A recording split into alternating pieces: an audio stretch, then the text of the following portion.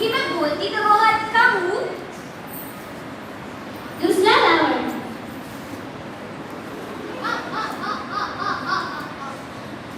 विद्यार्थी। नमस्ते। और हमारी मिसेस अय्यर।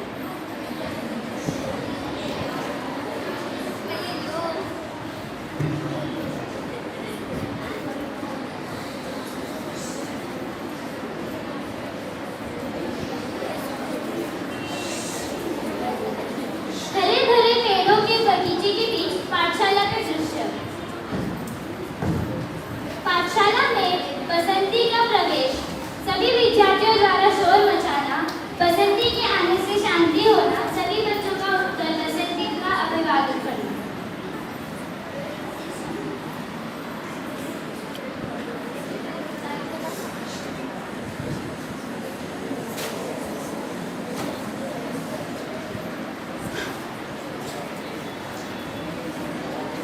तूने मेरी पुस्तक फाड़ी, मैं तुझे नहीं छोड़ूंगा।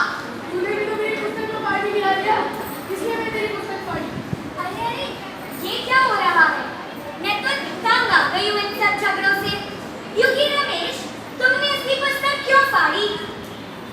मैडम जी, इसने पहले मेरी पुस्तक को पानी डाल दिया। गलती से गिर गया जब मैं पानी पी रहा था। युकी, देखने वाली बात तो ये है कि रमेश उससे गलती से पानी गिर गया, परंतु तुमने तो जानबूझकर उसकी पुस्तक फाड़ी ना। कितना नुकसान किया तुमने, एक तो मूल्य का, दूसरे पर्यावरण का। हाँ मैडम जी, पर्यावरण को किस तरह से नुकसान हुआ? युकी, मैं बोलती तो बहुत कम हूँ, पर पुस्तक के पन्ने पेड़ों की छाल, गन्ने की छाल से तो बनते हैं। हाँ, जितना नुकसान करोगे उतनी बार पन्नों की छपाई के लिए पेड़ काटे जाएंगे। आखिर मनुष्य अपनी आवश्यकताओं की पूर्ति हेतु पर्यावरण के संतुलन को बिगाड़ रहा है। हाँ मैडम जी, मुझे माफ कर दीजिए, अगली बार से ऐसी गलती नहीं करूँगी। ठीक है, बैठ जाओ। युकी कल नई पुस्तक दे देना।